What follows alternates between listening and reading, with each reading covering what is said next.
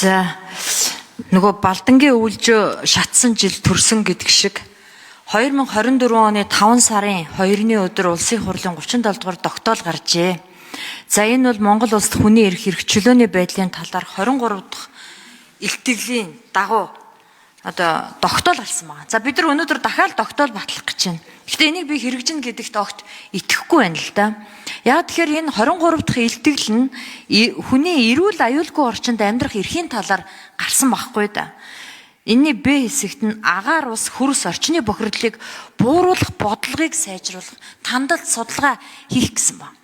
За гээд нь орчны бохирдлоос хүний эрүүл мэндэд үзүүлэх сөрөг нөлөө, урьдчилан сэргийлэх зөвлөгөө мэдээллийг олон нийтэд тогтмол хүртээмжтэйгээр хүргэх, нийгмийн эрүүл мэндийн үндэсний төвийн үйл ажиллагааг сайжруулах, усны нэгдсэн менежментийг сайжруулах гэдэг. Энд дэр байгаа хөөе. Энэ хэрэгжээгүй тийм ээ. Одоо надад энийг яагаад хэрэгжээгүй тухай бас та бүхэн зовлон байгуул зовлонгоо баяр хөөрөө байгуул баяр хөөрөө энд одоо хуваалцаж өгөө. За дээрэс нь манай улсад энэ усны нэгдсэн менежментийн төлөвлөгөө дуусаад олон жил болж байгаа. Дахиад шинжилдэггүй өнөөдрийг хүртэл. Тэгсэн хэрнээ улс даяараа ус нь эрүүл ахуйн шаардлага хангахгүй болсон. Энэ нь үндэсний аюулгүй байдлын үзэл баримтлал дотор бас байдаг. Огтхон ч тоодгүй. За тэгээ би бас нэг жишээ хэлье. Одоо энэ жилийн энэ илтгэл дээр чинь одоо бидний энэ батлах байгаа улсын хурлын тогтоол дээр чинь эрүүл мэнд гэсэн асуудал ороод ирчихжээ. Гэтэл манай Өмнө Говь аймгийн Зогццын сумын Цагаан овоо баг дээр эрүүл мэндийн үнэлгээ хийх гэж 6 жил хөөцөлдлөө. Би хурлын гишүүн болоод мөнх сайхан сайдыг байхад бичиг явуулсан.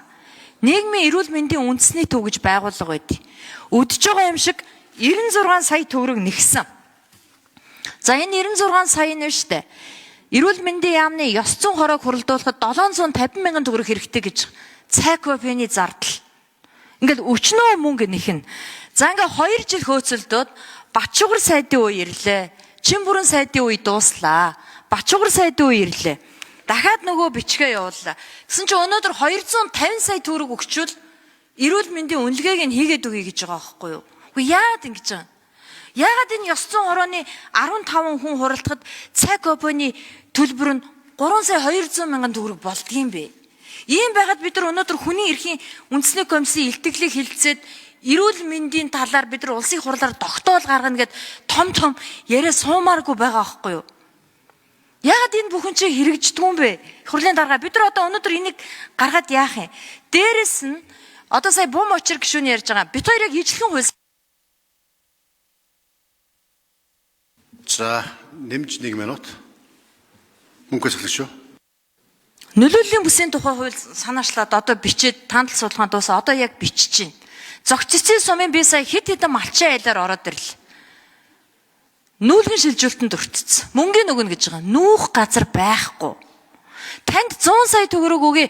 Хотод очиж амьдрах хүүгээр үгүй штэ. Би малаа яах юм? Би тэнд очиод яаж амьдрах юм гэж байгаа.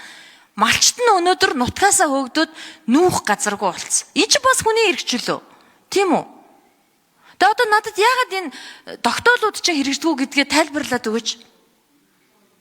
Эрүүл мэндийн сайдад би энэ мөнгө нэхэд байгаа нийгмийн эрүүл мэндийн үндэсний төв энэ одоо яагаад ийм их мөнгө нэхэд идэгин? Эрүүл мэндийн үнэлгээ хийлгэхэд ёс зүйн хороогоор орон чиг шиг юу яриад байдیں۔ 250 сая төгрөгийг их хурлын гишүүн би олох ёстой юу?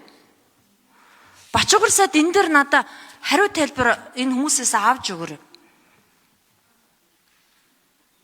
За тогтоол. За тогтоол яга хэрэгжихгүй байна гэж байна. Үнэр хүмүүсийн комиссын дарга сүнжид хариулъя.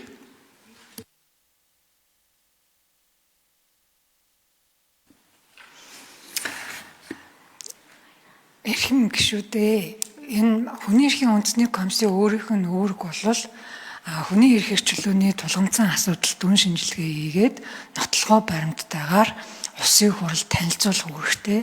За үүний дагуу улсын хурал өөрийнхөө эрх хэмжээний хүрээнд тогтоол гаргаж байгаа. Үүнийг хэрэгжүүлэх чиг үүрэгтэй байгууллага нь субъект нь засгийн газар байдаг учраас би илүү энэ засгийн газар энэ тогтоолын хэрэгжилтээр юунаас болоод яагаад тогтоолыг хэрэгжүүлж чадахгүй анхаарал хандуулахгүй байгааг нь тайлбар өгөх нь зүйтэй гэж үзэж байна.